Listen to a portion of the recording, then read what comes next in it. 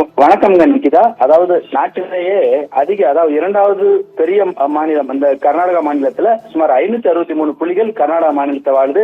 புலிகளுக்கு பாதுகாப்பான மாநிலம், பாதுகாப்பான சூழ்நிலை கர்நாடகா மாநிலத்தில் இந்த தாளவாடி, சாமராஜ் நகர் மாவட்டம், இந்த திம்மம் பகுதியில நிலவுகிறது. இந்த பகுதியில் தான் கூடுதலாக அதிக புலிகள் இருப்பதும் கணக்கில் எடுத்துக் கொள்ளப்பட்டது.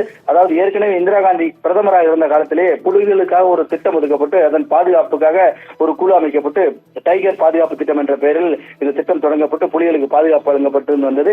இந்த நிலையில தான் கர்நாடகா மாநிலம் சாமராஜ் நகர் மாவட்டம் மாதேஸ்வரன் மலைப்பகுதியில் இன்று ஒரே நாளில் 4 புலிகள் இறந்துள்ளது பெரும் அச்சத்தை ஏற்படுத்தியுள்ளது. இது குறித்து கர்நாடகா மாநில அந்த வனம் மற்றும் உயிரியல் சுற்றுச்சூழல் துறை அமைச்சரான ஈஸ்வர் பி காண்ட்ரே வெளியிட்டுள்ள அந்த செய்தி குறிப்பில், அதாவது இது சம்பந்தமாக இந்த புலிகள், அதாவது ஒரு தாய் புலி மற்றும் 3 குட்டி புலிகள் இறந்துள்ளது. இவை மின்சாரம் தாக்கி இறந்ததா அல்லது விஷம் குடித்து இறந்ததா என்பது குறித்து உடனடியாக விசாரணை நடத்தி 3 நாட்களுக்குள் அறிக்கை தருமாறு அதிகாரிகளுக்கு உத்தரவிட்டுள்ளார். கூடுதல் தலைமைச் செயலாளர் மற்றும் தலைமை வனவிலங்கு காப்பாளர்களுக்கு எழுத்துப்பூர்வமான அறிவுறுத்தலை பிறப்பித்துள்ள அவர், அதாவது காட்டில், அடர்ந்த காட்டில் அமைதியாக வாழ்ந்து வந்த 4 புலிகள் இறந்தது அச்சத்தை ஏற்படுத்துகிறது.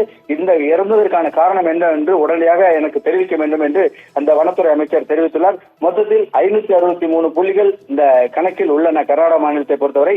இந்த 563 புலிகளில் தற்போது ஒரு தாய் புலி மற்றும் 3 குட்டி புலிகள் ஒரே நாளில் இறந்தது பெரும் அதிர்ச்சியை உண்டு பண்ணியுள்ளதுங்க. கிருத்திகா.